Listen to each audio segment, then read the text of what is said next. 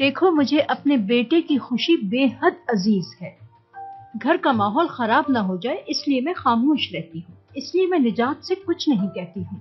मगर झूठ क्यों बोलूं, मुझे अपने पोतों की खुशी अपने बेटे से भी ज्यादा प्यारी है। आइंदा इस बात का ख्याल रखना तुम भी।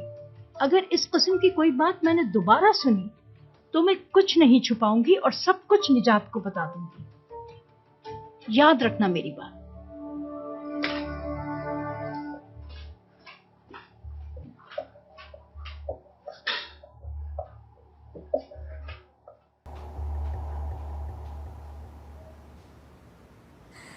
क्या हो गया भाई, क्या कर रहे हैं? कुछ नहीं, बस किसी के फोन का इंतजार कर रहा हूँ। हाँ, आ गया।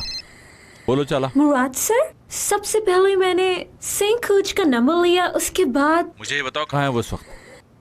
वो फेनाबाचे में है। फेनाबाचे में एक बास्केटबॉल कोर्ट है, वो वहाँ अपने दोस्तों के साथ। वैसे उसके गाड़ी की बाद चाबी दो अगर... करीम। सब खैरियत तो है? क्या हुआ, कोई मसला है क्या? हाँ दो मुझे। एक मिनट, क्या हो गया? मेरा जाती मामला है, अच्छा होगा तुम लोग दूर रहो इससे। ऐसे अकेले कैसे जा सकते हैं? क्या हुआ है, कहाँ जा रहे हैं भाई?